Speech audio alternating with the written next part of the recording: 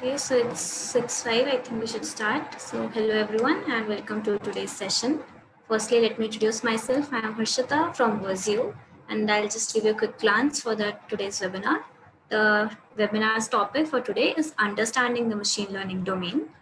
And now I'll give you a brief introduction of our mentor today, Mr. Karan Purohit. He's currently working as a senior deep learning engineer in the company Sathi.ai. Along with this, he's also a mentor and guides the student on the machine learning career path. Now, Mr. Karan will be sharing his knowledge regarding his expertise with you all. Let's welcome him. Mr. Karan, the stage is over to you now. Uh, Thanks for the introduction. Hello, everyone.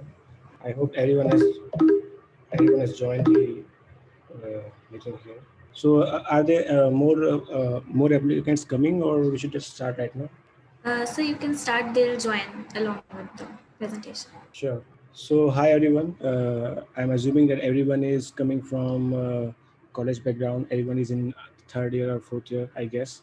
So overall objective of this webinar is to make you guide these applicants so that they can take right decisions when they are moving towards machine learning. Because right now there is a lot of buzz and a lot of confusion is going on, and people are just jumping on it. So I think I can share some insights from my side, and you guys can take help after it, and it would be great if I can help you there. I hope I'm audible to everyone. So shall we start? Yes, Okay. you're audible. Okay, fine. So agenda of this webinar would be I will first share some like, short background about machine learning and then deep learning.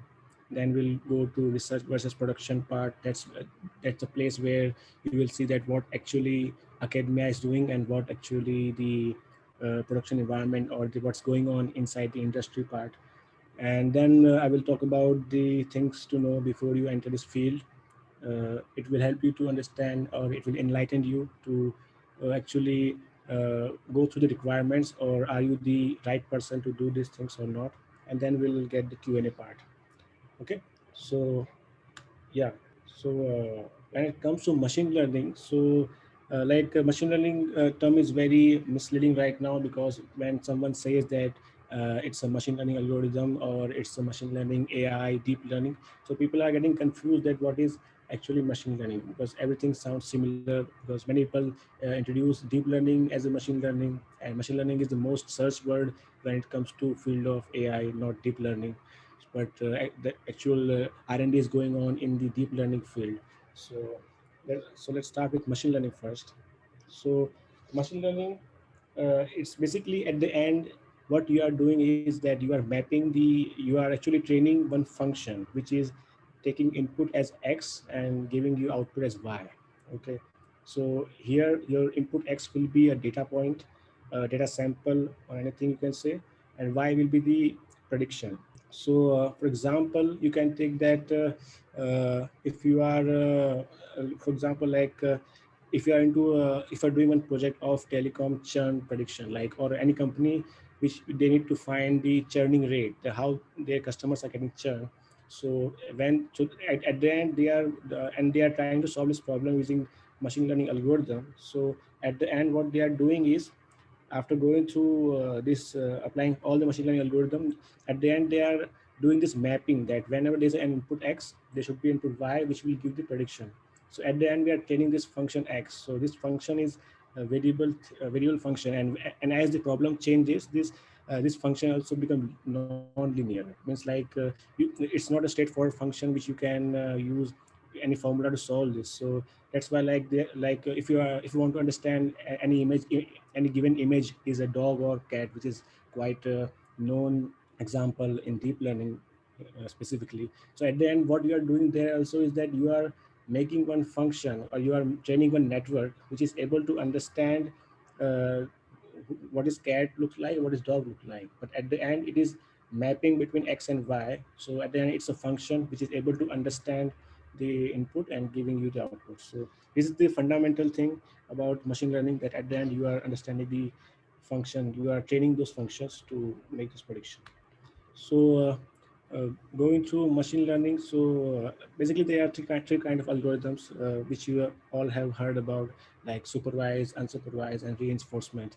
So supervised is like when the data is labeled. So like you are feeding the labeled data set, like you're telling them that the x is this, y x is this. Like every data point has all single labels. Unsupervised, like there's no label. And unsupervised is the currently the uh, most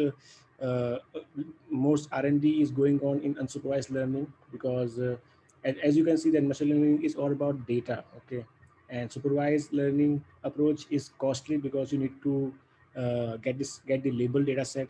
And for unsupervised learning, there's no label data set required. So people are, so that to solve any problem you need label data set. And to and using unsupervised learning, you can just put the raw data set to your model, and if that works, then that's great thing. So that's why unsupervised learning is very famous right now. And then there's RL, which is reinforcement learning, which is uh, like when you train such algorithms, there is feedback loop, that if that algorithms does a good job, like if for example playing a chess game, and if on a particular game that algorithm wins against the human, then we reward that system. So that's how it learns, that if it is doing right thing, we reward it. If it's doing the wrong thing, we punish it. So that's how it's learned. Like it's like a human behavior. So it's one of the kind of algorithm. So here I have listed down few of the machine learning algorithm. These are the classical algorithms like linear regression. So linear regression is nothing but, if you can see that the regression word is here, so which means that you are predicting the next point. Like for any company, if they tell you to give me the sales outcome for the next 6 months, so using the previous data set, you can build a model which can predict the uh, sales based on the previous history. So it is like you are finding the trend, you are predicting the next output. So it is linear regression. So it is linear function. And now there's one of the famous example of famous algorithm is logistic regression. So logistic regression is basically the binary classification algorithm. uh, okay, so here, for example, you can see that if the given sentence is negative or positive, so it is a classification algorithm. Then there's a KNN, which is clustering algorithm, K nearest neighbor. So I'm not going deep down this algorithm, because objective is to uh, get you aware with the things which is which are going inside machine right now, so that you have some idea and at least you have some path. So here are those algorithms, like random forest is one of the most common algorithm used to solve most of the machine learning problem. Okay, so here, and boosting is like it is ensemble, like you are merging like two three models into one. So it is one of the kind of technique where you will add the prediction of different models together, so that your model will get boost. So such algorithm people use in Kaggle and in competition, where you need to increase those accuracy of your models. So these are the common and well-known algorithms. And when it comes to machine learning, so machine learning is not a new field. It has started from past 20 years. It is already being used, and all the algorithms which I'm telling you right now, that linear regression, logistic regression, KNN, random forest, and boosting, all the algorithms are already tested algorithms, and they work in most of the time. So there's no R&D is going on, okay, for these algorithms, and everything is being used for the production part. So this is the like short background of machine learning, and how you use the data to do the prediction. I will yeah.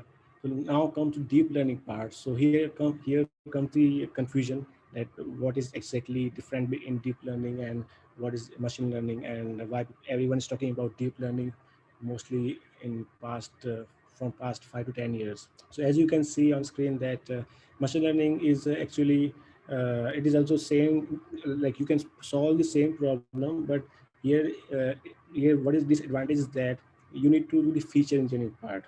Like you are, while you are when you are putting your data inside the model, so you are not just putting the raw data set, you need to do some feature engineering part. So by feature engineering, I mean, I will explain this by one example because it will be much clear.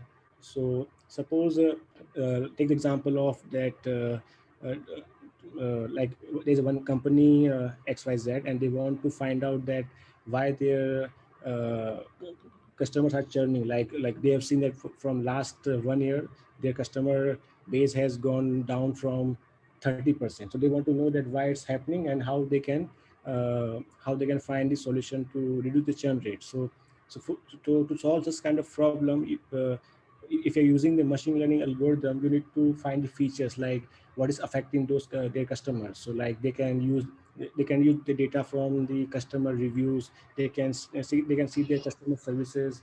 They can analyze their user experience, and their how much time the user are spending on the website. So all those, they need to figure out that which features are very important and which features are not very important. So there will be one data scientist who will go through all the data, and he will pick all these features which are more important to find out the customers which are churning and the customers which are happy. So this is the feature engineering part. So it is a manual task, people need to have domain expertise to understand those features. And as you go to different problem, like if it's same problem is there for a hospitality domain. So there you need to understand the hospital domain, and you need to do feature engineering on that part. So this process takes time, and it is also not hard and fast approach, because it is at the end it's a manual approach, and you will do a lot of mistakes. And if you are picking a wrong feature or a slightly weak feature, then the model won't be the that model won't be robust, and it won't do a great prediction. So then comes the deep learning part. So deep learning, you can see in the pictures that there's a network, and it has a lot of connections. Okay, so basically it's a neural network approach. So what happens here is that you will directly put the data, and the feature engineering part will be done by the network itself. Okay, so you can see the how it's happening and what's going on inside. So I won't be going into detail, because you can find everything. There are a lot of courses available. So the thing here is that you don't need to do feature engineering. So how it's learning is that learning approach is different, because they are, I can explain in short that at the end what's happening is when you put the data, get label data inside the model. So it's so there's a gradient descent and there's a back propagation, which are the two fundamental techniques being used. So what happens here is that the model tries to learn from the example and try to improve its prediction based on the training data. And there's a test data which is the truth for the model. So from every example it learns it, and based on the prediction it also check that it is learning right or not. And based on training, it's able to do the feature engineering part by itself. So if you can see, not here, but in computer vision, I can give an example of computer vision where when you train algorithm to find the human face. Okay, so when you train such algorithms, so here you're not passing the, at the input, you just part that how the human face looks like. You just pass the complete human faces of thousands of human. And when you run this algorithm on test set, like the live test set, so what will happen that it will give you, like in any frame there's any face, it will predict that face, that it is the human face. But how it's able to do it, because we haven't told it that how the nose looks like, how's the eyebrow looks like, and how's the what is the skin color, and what is where the hairs. But it will able to predict that if there's a dog in the picture, it won't capture that as a human face. So how it is able to find that how human looks actually, that's the learning part of that algorithm. So those features are not passed, but we are using, like if we are using their CNN. So CNNs are the feature extractor here. So while training, they learn those features. Like if you see the learned features from those CNN filters, you will able to identify that.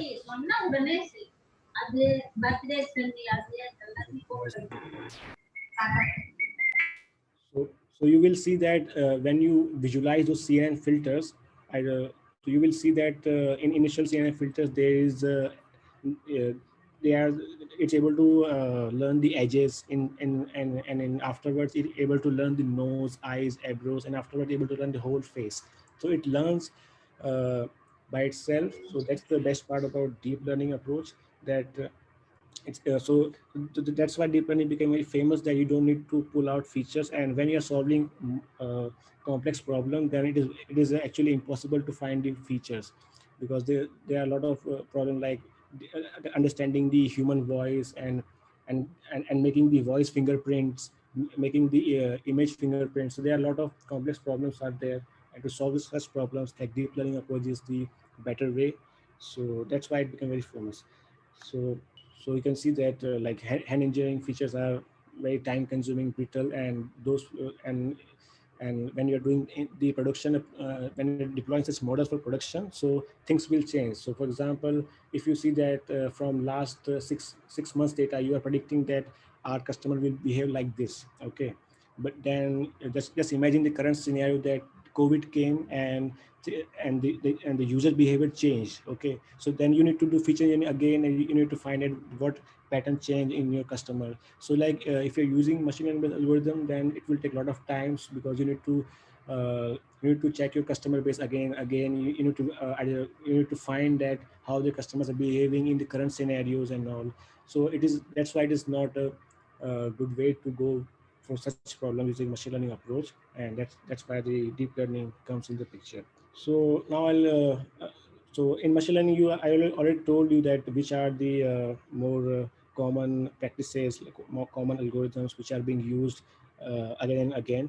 Okay, so here I will in deep learning I will just let you know that which are the which are the actually breakdown of this field. So the first thing which became very famous and which got interest of everyone is the computer vision.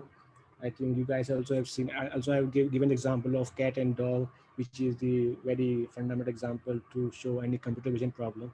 So, so the computer vision became very famous around 2011, and afterwards, like there's a lot of research going on in computer vision now. Now you like now you can like using computer vision techniques and algorithms, like there's a GANs, there are a lot of CNN, and like every day you can see the new paper coming out in computer vision, and it is solving like the best example is the self-driving cars, which is the best example of what's computer vision able to do right now. So computer vision has become very mainstream, and afterwards, after the growth of computer vision, and came the NLP. So in last 2-3 years were really good for NLP, and now NLP in deep learning is one of the famous job title right nowadays. And I don't know, you guys have heard about GPT-3 model, which was one of the famous example to show that what NLP can do. So NLP has become very famous, and so for NLP, I can give example of tasks like if you like nowadays there are a lot of chat bots are coming and voice bots are coming. Okay, so by speaking with a machine, or example like voice bots, I can book any application, I can book any appointment. So I think you guys also have seen the demo of Duplex or something similar to like that, that if you want to book a appointment appointment to for a restaurant or to a doctor or to a barber, you just call that customer care number, and you just say that I want to book an appointment for 6 p.m. Is this slot available or not? And it's and that agent, it's not real agent, it's a machine. Okay, it is trained on NLP based algorithm. Basically, it's a language model which understands the language. Okay, so it is able to understand the user query, what the customer is saying.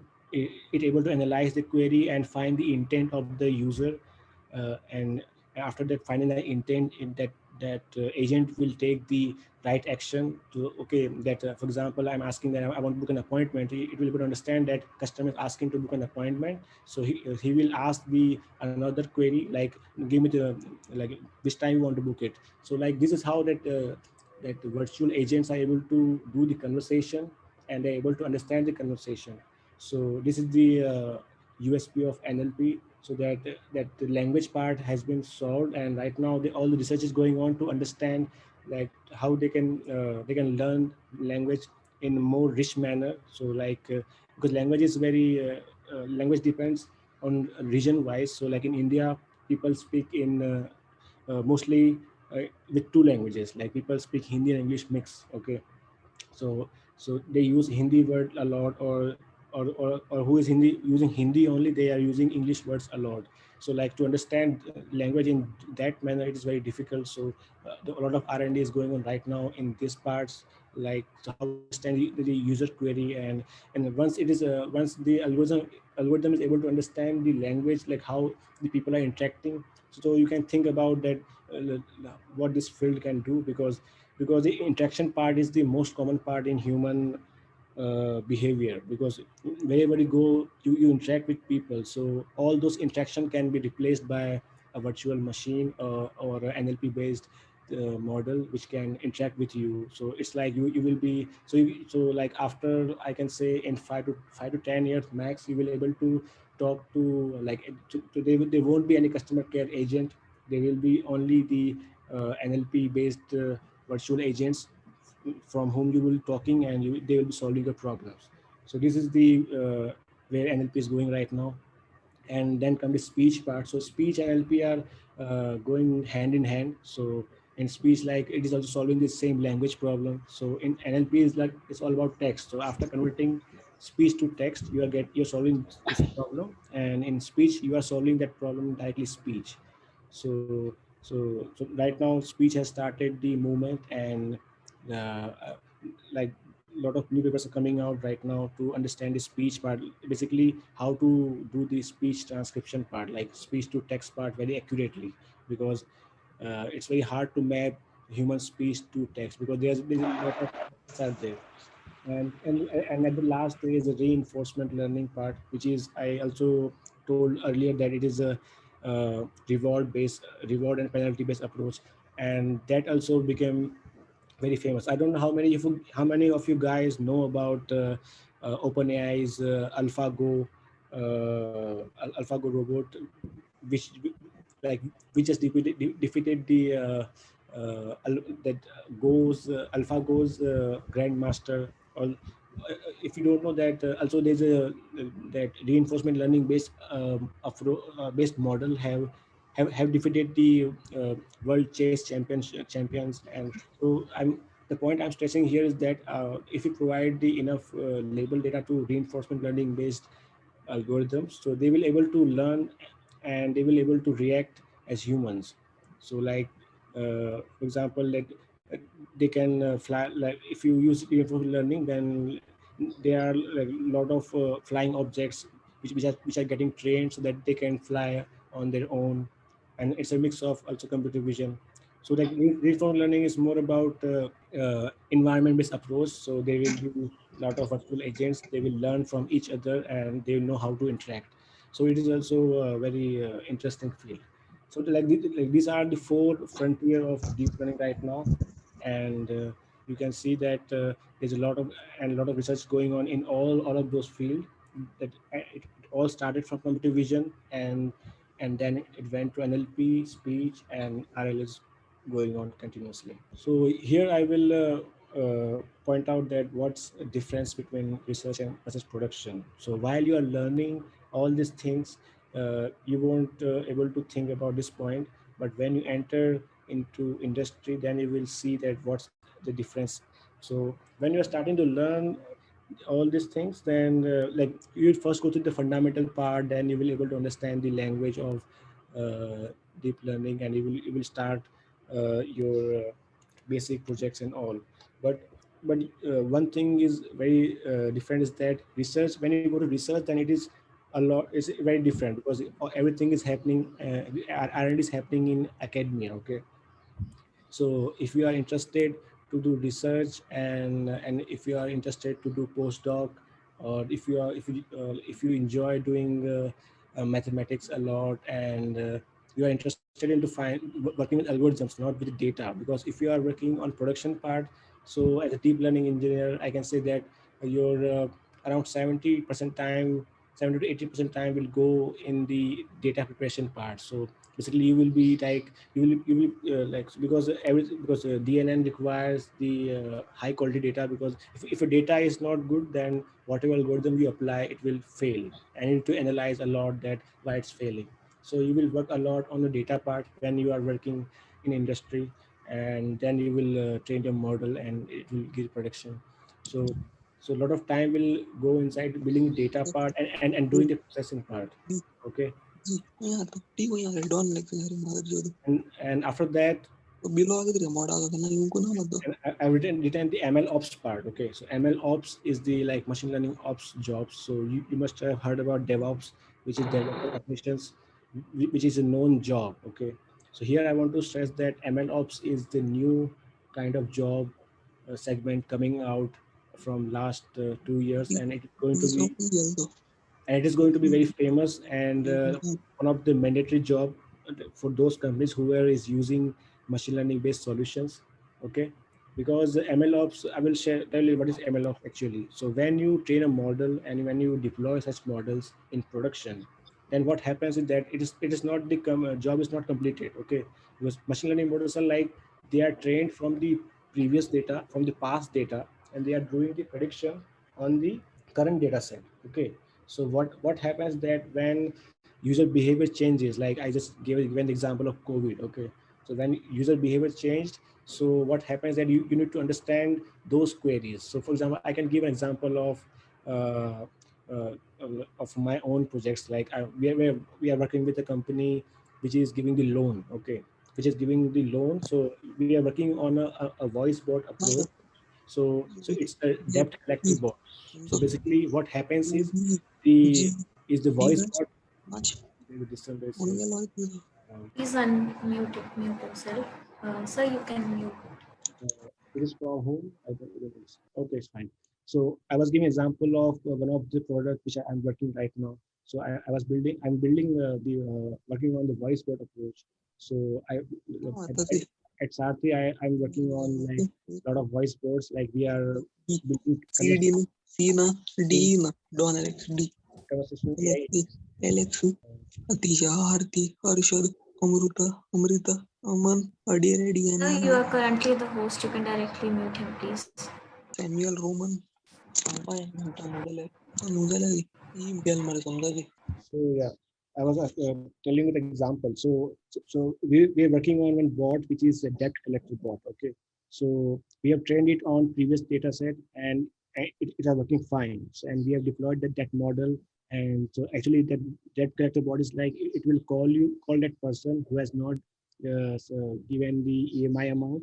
So it will ask the question like, hello, I am calling from your loan provider, and please pay the EMI right now, because you haven't paid EMI. If you don't pay, then tell me how it goes. And customer will say that, okay, I will pay on Monday, or I will pay whenever they are giving the date. So okay, so then what will tell them that, okay, fine, please pay, otherwise there will be late charges, and any other question that the customer wants to ask, they can ask, and bot will reply. So it's like it's like very human like conversation, and we have seen that many people are not like, a lot of people are thinking that it's actually human. Okay, it's talking to them, so it's actually a voice bot.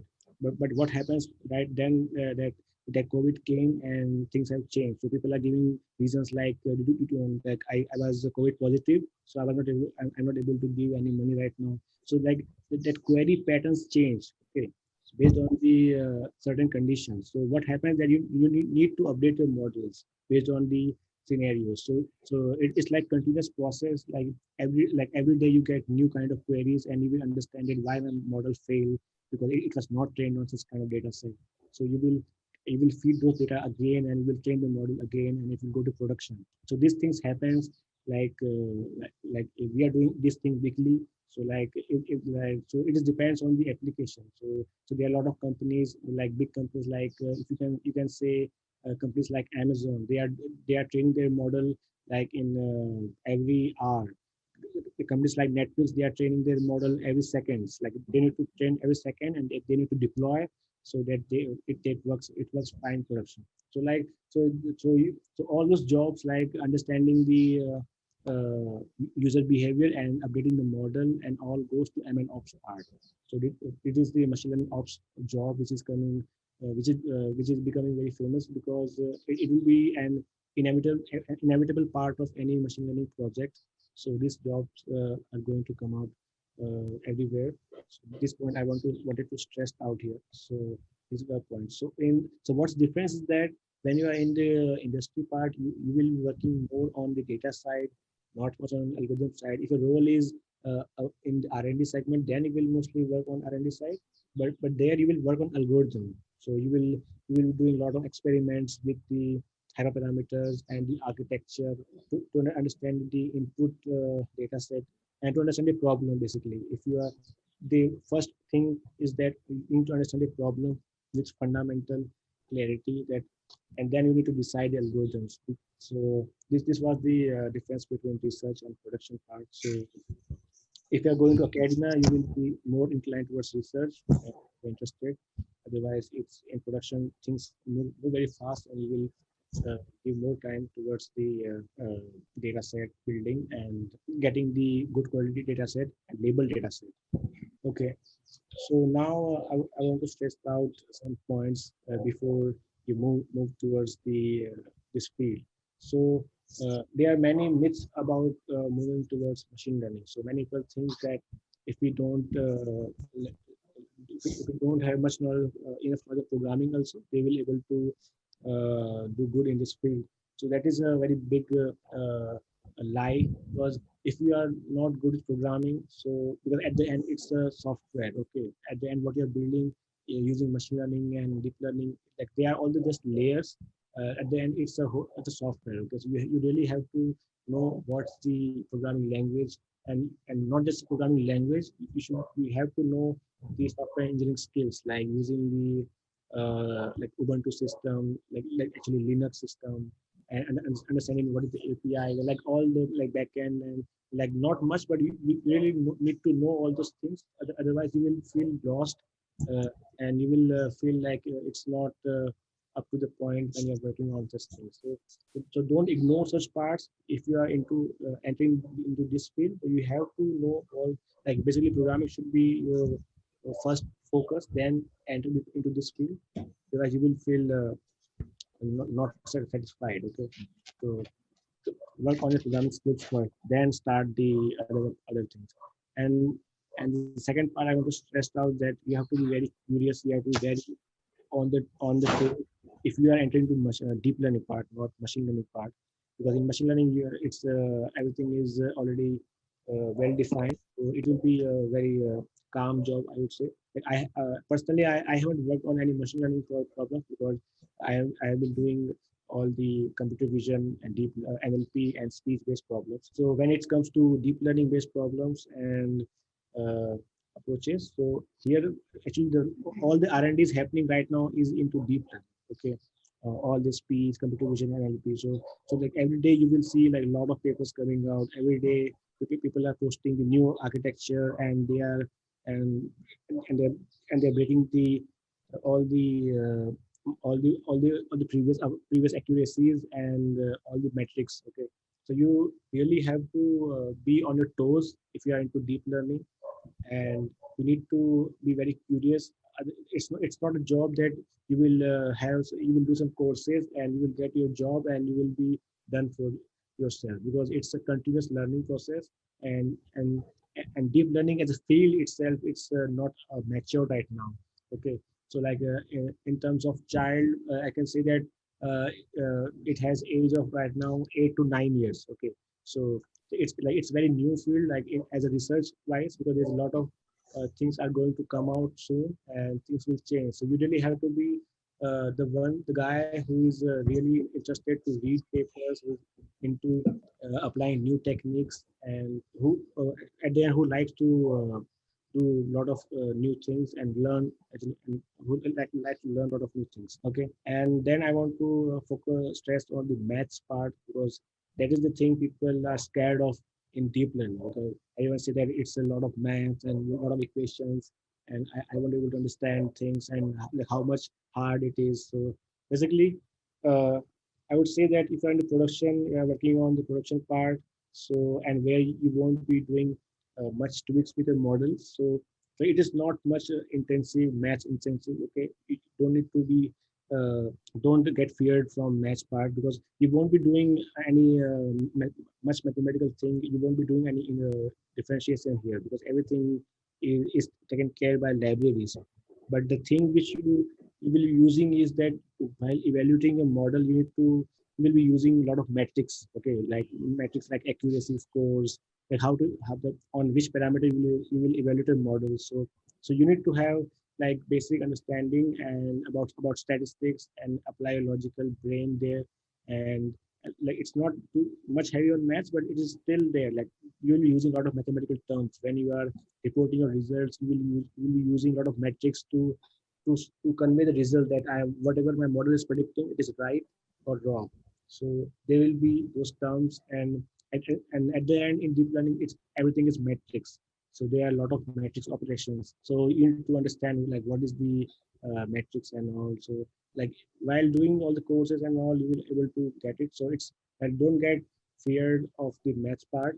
But yeah, if you are into research, then it will be the important part, because basically in the at the R&D part, you will be doing a lot of you will be doing a lot of changes in the mathematical functions and designing the architecture part.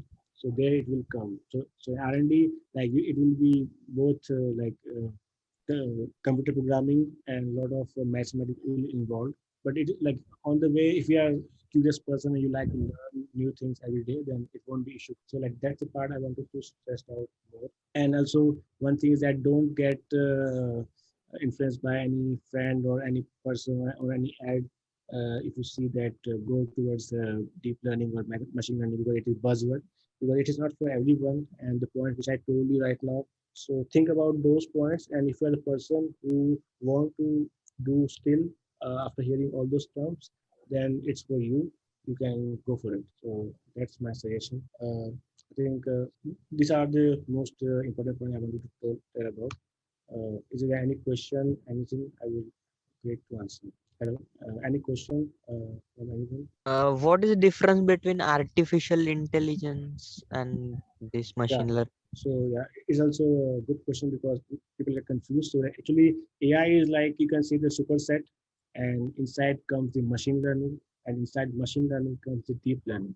So you can see the hierarchy. So overall, we see, because at the end, any algorithm which can mimic the overall behavior of a human, okay, you can call that system as AI. Okay, so at the end, it's not a good term to say, because it is not actual AI, but right now it is practice to say. So like machine learning algorithms can behave like that.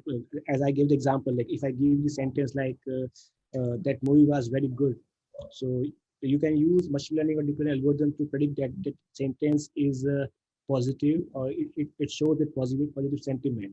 So as a human, if anyone asks that what is the overall sentiment, you will say it's positive sentiment. So at the end, it is mimicking the human behavior, right? So that's why we call the such systems an artificial intelligence system, and it is the overall domain. And inside that, we have techniques like to solve such problems. We have different techniques as machine learning and deep learning. So this is the breakdown. Any question and anyone else? Like you can ask anything, like whatever, while starting or while reading also, which kind of doubts you are getting. So you can ask here. These new technologies will make us very dependent. Dependent in what do you mean by dependent? Can you give an example? When we teach machine everything, and then Yeah, because at the not dependent, like we are solving a lot of problems here, because there's a lot of as a human we do a lot of mistakes. Like if you see that self-driving car is coming out, and it's already in production right now. So at the end, we are removing the human errors. So that's why we are doing everything here. So it will reduce the human error, and it will improve the accuracy. And as I gave the example of a voice bot which is talking to humans, so like it can work anytime anywhere. And it will like you can see that there are a lot of complaints about customer care agents, like they behave very bad sometimes, and there are a lot of negative reviews about them. So if you're using any voice bot which is trained by a deep learning approach, then while building, we make sure that it definitely it won't behave in negative manner. It will like all scenarios. It will talk to that customer very gentle manner, and it will speak fluently, and it will try to solve that problem. Okay, so there's less. So at the end, we are removing that negative experience of customer care service. So at the end, it is bringing the positive change. Okay, so that's the thing we are solving. Anything else? Sir, what's the difference between machine learning and deep learning, sir? Could you explain it briefly? I already explained that part. So in short, I can again. So as I explained that part, that in machine learning, it's you are doing the feature engineering part manually. In deep learning, there's no feature engineering part. Okay, so you are removing that manual part there. So it is a great way to apply to solve such problems, and also like in all problems, you cannot pick the features. Like if you are solving the problem of speech recognition, like making speech to text, so there you can't find it which speech frequencies I should choose, or which speech frequencies I should ignore while doing such building such models. Okay, so that's why in deep learning, like model learns from itself while the training that which features are important. So that's why it is become very famous. Anything else, anyone? Okay, sir, as well. I think no question, right? Yeah. Sir, I hope you will guide us in future also. Yeah, so you can reach me out over LinkedIn and Twitter. You can see. So I will. Is there anything I can help you out? Thank you, sir. Thank you so much, sir. That was a really informative session. Thank you for joining us here today and taking the time for this webinar. I hope all the students got a good insight of the topic and their doubts are cleared. So, Thank you, and I hope they like after this you will able to get good insights, and you will able to define your career path, and you won't follow any trends which are going on, and don't follow any buzzword like go to after going through this webinar, like understand what you are actually looking for, and it will I hope it's able to add some clarity to your mind. And yeah, that's it. Thank you, everyone.